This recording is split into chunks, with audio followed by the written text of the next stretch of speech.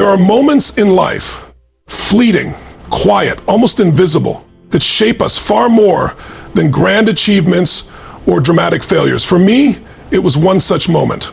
I was a young boy, and it was Thanksgiving, a day that for many was filled with warmth, laughter, the smell of roasted turkey, and the sound of family gathering around a shared meal. But for us, it was different, very different. That year, my family had no food. My father, a proud man with calloused hands and tired eyes, had hit a breaking point. He couldn't provide for us, and that reality sank deep into his bones. I remember the silence in the house that morning. It wasn't the peaceful silence of serenity. It was the loud, suffocating silence of despair. My father barely said a word, but I could hear his pain in every breath he took. I could see the disappointment in himself etched in the way he walked, the way he kept his eyes down. He muttered under his breath again and again the same phrase, "I couldn't feed my family. I couldn't feed my family," because by now he was beyond hope. But I could see the same face. I couldn't feed my family.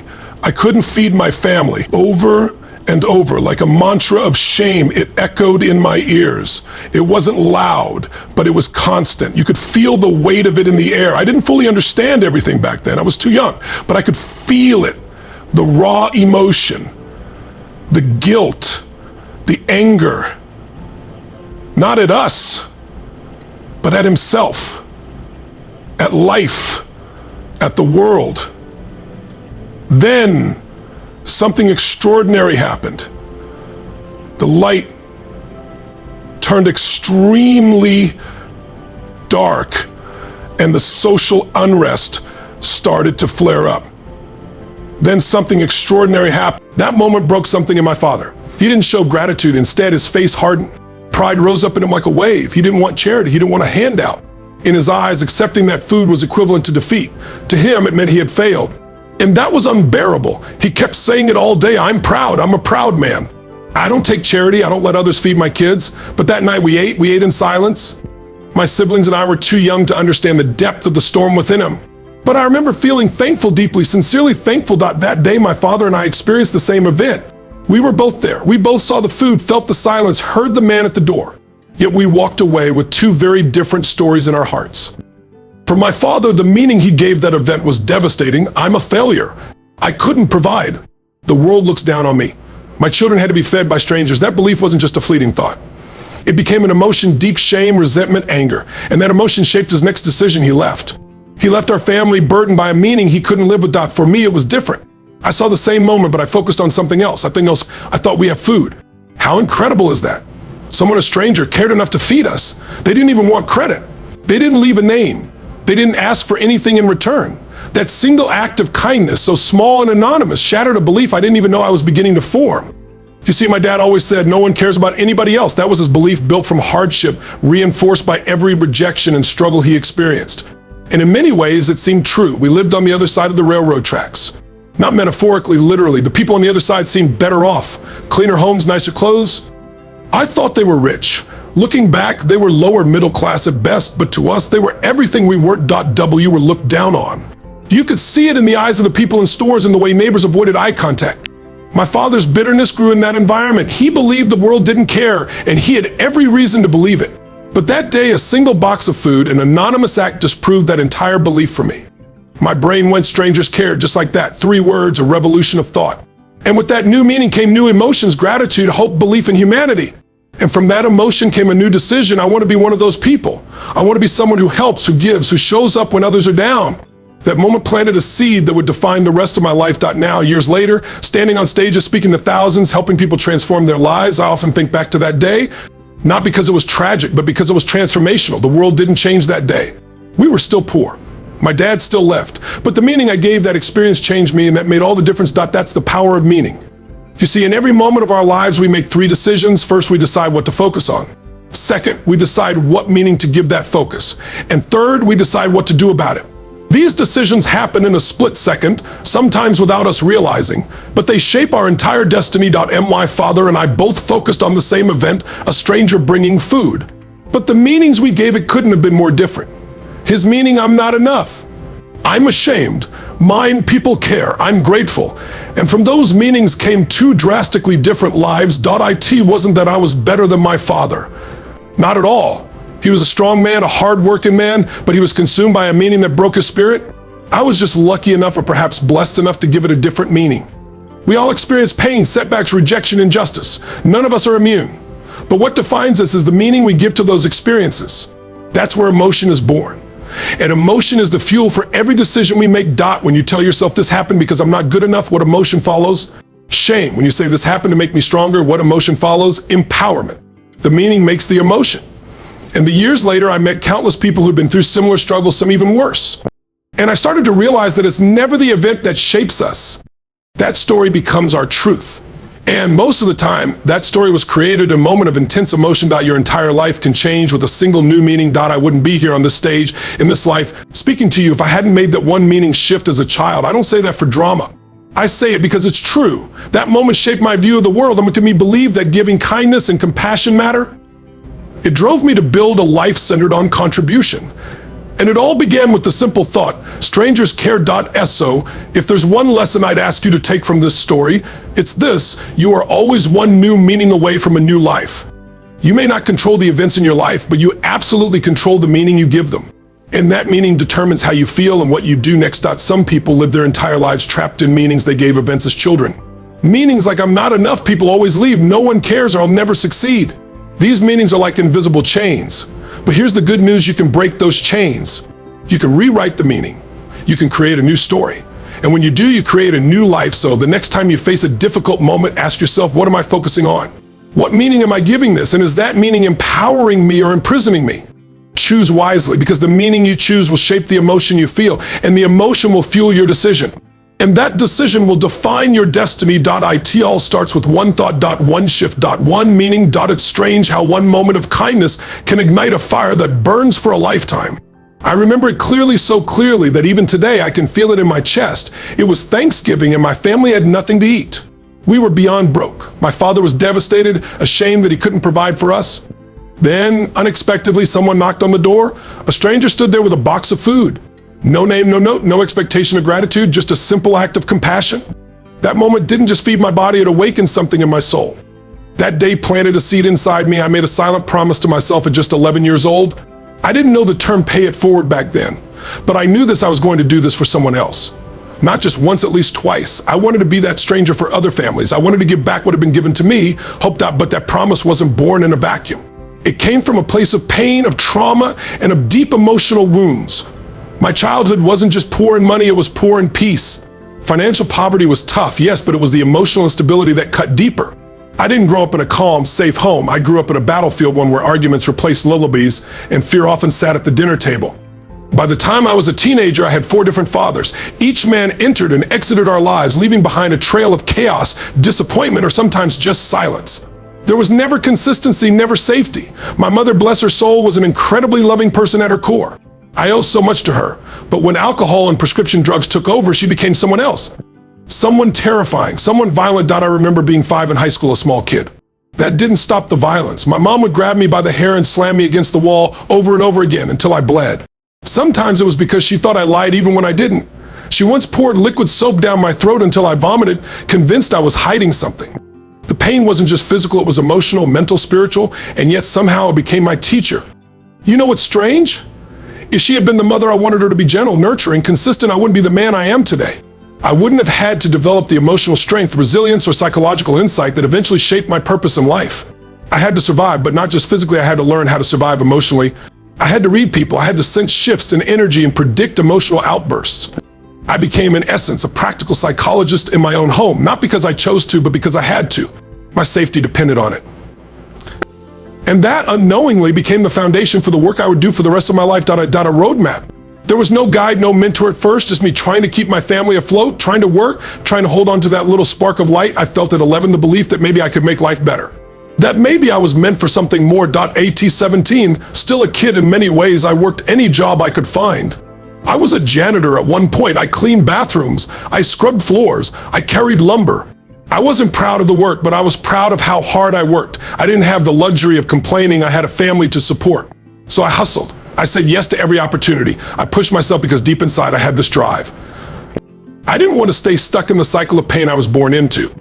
And then one ordinary day, something extraordinary happened. I was working for this man who flipped homes in Orange County, California. It was the 1970s and real estate was booming. He was smart, tough, and definitely looking to save on labor, so he hired kids like me to work cheap.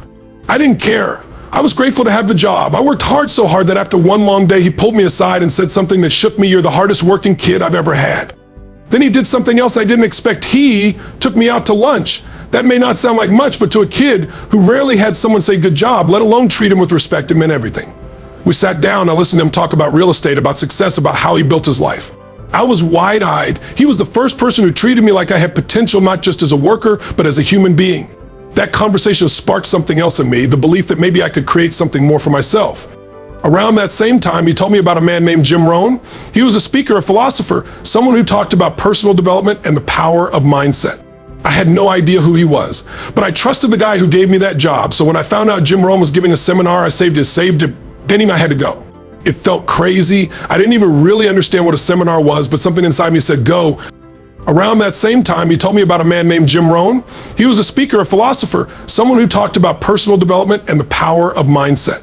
I had no idea who he was, but I trusted the guy who gave me that job. So when I found out Jim Rohn was giving a seminar, I saved a penny, I had to go. It felt crazy. I didn't even really understand what a seminar was, but something inside me said, go. I showed up nervous and unsure, just a 17-year-old kid in a room full of adults. But when Jim Rohn started speaking, it was like lightning in my veins. He just giving advice, he was telling the truth. He was talking about how we could shape our lives, how we weren't victims of our past unless we chose to be. He said, for things to change, you have to change. That hit me like a ton of bricks. Because until that point, I thought I had to wait for life to get better. But here he was saying I had the power to make it better. That day changed everything. I realized that my pain, my trauma, my chaos, it didn't have to be my life sentence. It could be my training ground. I started to devour everything I could about psychology, personal development, leadership, communication. I read books, I listened to tapes, I went to every event I could afford. I wasn't trying to become a guru, I was just trying to survive. But along the way, I discovered that helping others made me feel more alive than anything else. When I shared my story, people listened. When I gave someone a tool that helped them shift their mindset, they lit up. And I thought, this is it. This is why I'm here. That promise I made at 11 started to expand. It was no longer about just helping 2 families. It was about helping as many people as I could. It became a mission, a calling, a life's work. And here's the beautiful truth. It wasn't about becoming famous or rich or powerful. It was about relieving suffering. Because I know what suffering feels like. I know what it feels like to wonder if you're enough, to be scared, to be broken. But I also know what it feels like to rise, to rebuild, to commit into your pain. And that's what I want for everyone I meet. You know, people look at someone who's made it and they see the success, the stage, the books, the applause, but they don't see the broken pieces that built the foundation. They don't see the little boy who was thrown against the wall, who felt alone, who made a promise in silence. That's the real story. That's where the strength comes from, and maybe that's you right now. Maybe you're in your own storm. Maybe life has beaten you down, made you question your worth, your purpose, your path. If that's you, I want to tell you this, your story is not over. Your pain is not pointless. And you are not alone. You can rise. You can transform. You can take the worst moments of your life and use them as fuel to light up the world. I did. And if a poor, scared, hurt kid from a broken home could do it, so can you. Which is exactly what I was, a broke, confused kid just trying to figure life out. I didn't even know what I didn't know. So one day during a break from a job, I found myself talking with this man. I worked for the same one who said I was the hardest working kid he'd ever met. We were having lunch and I casually shared something my dad had said to me. I wasn't trying to be clever or make a point. It was just something I had heard my whole life, something that had embedded itself in my thoughts. I said, my dad once told me you used to be such a loser and now you're doing well. Like, how'd you pull that off? I said it almost with a laugh, not realizing how heavy those words were or how deeply they reflected what I was carrying. The man looked at me, eyebrows raised, and said, your dad said what? It was the first time someone had really questioned that kind of language in my life. I kind of shrugged and said, yeah, I guess he's not wrong. But the look in his eyes wasn't casual. He leaned in and said, no, seriously, that's not okay. And then he asked me something that shifted everything. So what changed you? I paused. I had to think about it because something had changed. I wasn't the same scared, broken kid I had been years earlier. I was still struggling, still poor, still figuring life out, but something had shifted in me. Then I remembered what my mentor had said. So I replied, well, I went to a seminar. The words felt strange in my mouth. I hadn't even known what a seminar was before that. And just saying the word made me realize how far I'd come. He smiled, nodded, and asked me, do you even know what a seminar is? I laughed and admitted, not really. I just went because someone I respected said I should. He leaned back, looked me in the eye, and said something I've never forgotten. A seminar is where a man or woman takes 20, 30 years of their life, all the pain, the failures, the lessons, the breakthroughs, and they compress it into a few hours or days so you can learn it without having to live it. That hit me hard. I had never thought of it like that before, but it made perfect sense. Because in that room, hearing that speaker, Jim Rohn, I felt like someone was finally putting words to the chaos I had lived through. He was giving structure to the emotional whirlwind I had grown up in. He was offering tools, not just inspiration, to actually change the trajectory of a life. My life. That conversation with that man over a simple lunch reminded me how powerful it is when someone sees potential in you, when someone challenges the limiting beliefs you've been handed. It wasn't just the seminar that changed me, it was the series of small moments, small people, small decisions that added up to something big. And from that day on, I never stopped seeking out those moments. I never stopped learning. I never stopped growing. Because once I saw what was possible, I couldn't go back. I was just a broke kid at the time, confused, small, trying to survive in a world that felt far too big and far too cold. Working odd jobs just to make ends meet, still carrying the weight of childhood scars, still trying to make sense of what kind of future a boy like me could even have. I didn't know what was possible, I just knew what hurt. That's when I had a conversation that would change the entire trajectory of my life. It started casually, really. I was working for this man flipping homes in Orange County, California. I respected him. He worked hard and he saw something in me. One day during lunch, I shared something my dad had once said, something I had carried like a quiet bruise. You used to be such a loser, and now you're doing well. How'd you pull that off? I said it almost like a joke, not realizing how much pain was actually laced in those words. The man looked at me and said, "Your dad said what?" I just shrugged. Yeah, but he wasn't wrong. His eyes narrowed. No, man, that's not okay. Then he asked me the question that made me stop cold. So what changed you? I paused, thought about it, and said, I went to a seminar. That word seminar, I didn't even know what it meant when I first heard it. I had asked the same guy, what's a seminar? And he told me something that shook me to my core. He said, a seminar is where someone takes 20, 30 years of their life, their failures, their pain, their lessons, their breakthroughs, and they condense it down into a few hours or days. They show you the pathway of how they made it so you can save yourself. That hit me hard, because suddenly learning didn't just mean books or school. It meant absorbing wisdom that had already been earned by someone else, shortcutting years of struggle. If I was willing to open my mind, I asked him, how much is one of those? He said, $35. It might sound like pocket change now, but back then it was like $250 today. I was making $40, $45 a week. That was a full week's pay. That meant no food, no safety net, no backup. Just a gamble on something I'd never even heard of. Still, I asked him, could you get me in? He said, sure, but he didn't follow UP. I pushed, well, will you? He said, no, why not? His answer changed me, because if you don't pay for it, you won't value it. I tried to argue, I will, man. I'm on my own. I'm 17. I've got nothing. I promise you I'll value it. And sure, part of me believed that, but there was also truth in what he said. So I struggled with that decision. It sounds crazy now, but it felt like the biggest choice of my life. Do I spend my entire week's pay to go listen to some stranger talk? Eventually I did it. I made the leap. I spent the money and sat in the back of the room at my first ever seminar. That speaker's name was Jim Rohn. And that day, without exaggeration, changed the course of my life. Jim didn't just speak. He spoke to me. He spoke with a calm clarity that cut through all my confusion. He gave me philosophy, tools, insight, truth. He said things like, for things to change, you have to change. For things to get better, you have to get better. You can't control the wind, but you can set your sail. Success is something you attract by the person you become. Simple truths, but to a 17-year-old kid who grew up in chaos, they were revolutionary. Jim gave me something no one else had: ownership. He taught me about 100% responsibility. That if I wanted life to change, I had to change. If I wanted things to improve, I had to grow. It wasn't about waiting, it was about becoming. I soaked up everything. I took notes like my life depended on it, because it did. Eventually, I went to work for Jim Rohn. I became a speaker. I was 17 years old, and I was standing on stages sharing what I learned, not because I thought I was a master, but because I knew firsthand how powerful this stuff was. I became an evangelist for personal development. I saw what it did for me, and I knew it could change other people too. But one of the most important lessons Jim gave me came not from the stage, but in a personal conversation. I asked him something that had always haunted me. I said, Jim, I had 4 different fathers, and all 4 were good men, but we were always broke, always living paycheck to paycheck. Sometimes not even that. We were always worried about food, but I also saw school teachers making $35,000 a year, and then I hear about a hedge fund guy making $1 billion. That's unfair. How is that right? He looked at me with patience and said something that rewired my brain. Tony, we're all equal as souls, but we're not equal in the marketplace. What? I leaned in. What do you mean? He said, let's break it down. A teacher, amazing profession, but many want to be rewarded based on time, not results. They want a guaranteed paycheck, and that's okay. But the market rewards value. The marketplace isn't emotional. It doesn't pay you for effort, it pays you for outcomes, for results, for service. He continued, think about this, can you make twice as much money in the same amount of time? I said, yeah, 10 times. Yeah, 100. Sure. He said, then how? How does someone do that? I said, I don't know. And then he gave me the answer that would become one of the foundations of my life philosophy. They find a way to add more value to other people's lives than anyone else. They become irreplaceable. They dominate their industry by serving at a level no one else will. He used McDonald's as an example. You start at McDonald's and you're flipping burgers, minimum wage. People complain, but you can learn that job in an hour. It's entry level. It's not designed to be a career. Now, a great teacher might inspire hundreds of students over years and they should be respected, but they're still working with a small group. But the guy you're talking about, the hedge fund manager, he created a 40% return last year. He made billions for other people, for nonprofits, for schools, for hospitals. He made $1 billion because he created $30 billion in value. Boom. That landed. From that point forward, I stopped thinking life was unfair.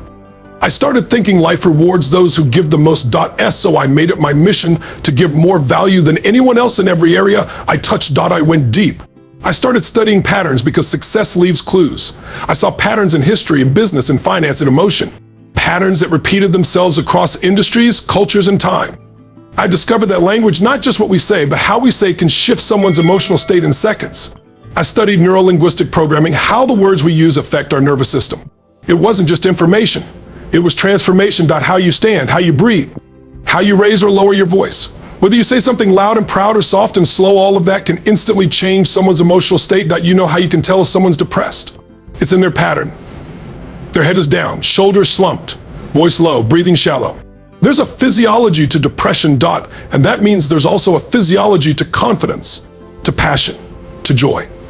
Change the body and you can change the mind. Change the focus and you change the emotion. Change the meaning and you change everything. That's what I devoted my life to, understanding human behavior, teaching people how to interrupt their patterns and replacing them with empowering ones, helping people rise from the ashes of their past, just like I did.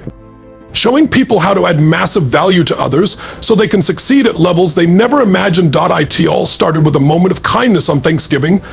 A stranger who brought food to a poor family, a promise made by an 11-year-old kid, a man who refused to pay my way because he knew I'd never value it if I didn't invest, and a seminar by a man named Jim Rohn who taught me that everything can change if you change. So now wherever I go, I carry that promise with me. Because you never know who's one insight away from a breakthrough, one seminar away from a transformation, one decision away from an entirely new life. And maybe, just maybe, that person is you. When someone is depressed, their entire physiology gives it away. Their head is down, their shoulders slump, their breathing slows, their voice becomes quiet and slow. But here's the powerful truth. If you change their body, you can change their state. Shift their posture, raise their head, adjust the rhythm of their breath or the tempo of their speech, even just get them to move differently and their entire biochemistry begins to change. I became known for this ability to transform people fast, especially those who had struggled for years. I started challenging psychiatrists, saying, give me your toughest patient. One of my most public moments came when I helped a woman who had suffered from a severe snake phobia for 7 years. I worked with her on stage, and within 20 minutes, she was holding the snake, calm and smiling. That moment launched me. What started as a young man proving himself became the foundation of my work, and eventually therapists began studying my methods for continuing education credits. But the real breakthrough wasn't just the speed of the transformation. It was how deep and lasting the change could be. When you help someone adopt a new physical and emotional pattern, a new way of breathing, standing, speaking, and moving, they don't just feel different, they become different. Their brain starts to process experiences from a stronger, more empowered place. The fear doesn't come back because it no longer fits their new identity. That's the essence of real change, creating lasting embodied shifts in how people think, feel, and act. As I refined these tools, my work expanded. I started working with Olympic athletes. Then came global leaders, people like Nelson Mandela, Mother Teresa, President Clinton. The same principles applied, changed the state, changed the results. Eventually, I applied these same frameworks to business. With no formal education, just hunger, experience, and relentless learning, I built and now lead 114 companies doing $9 billion a year in revenue. Everything I've done, from therapy to coaching to enterprise, comes back to the same truth: patterns are power. When you learn to recognize the patterns that govern human behavior, success, communication, and leadership, you unlock the ability to create extraordinary change in yourself and others. But none of this would have happened without those earlier moments that stacked up, starting with that stranger at Thanksgiving who fed my family. That act of love taught me people do care. Then Jim Rohn came into my life and taught me that success isn't about time, it's about adding more value to others than anyone else in your field. That was the blueprint: care deeply, grow relentlessly, and serve massively. Those early lessons gave me a mission, but the tools I developed gave me the ability to be a beige. And now when people ask me what drives me, I tell them I was always a good person. You are too, but would I be feeding over 100 million meals a year today if I had been well fed as a child? Probably not. My hunger created my drive, both literal and metaphorical. That's why I tell people all the time, your biography is not your destiny. Just because something happened to you doesn't mean it has to define you. The question is, can you use it, or will it use you? The real goal is learning how to take what was painful and turn it into purpose. Because when you do that, you don't just heal, you become unstoppable.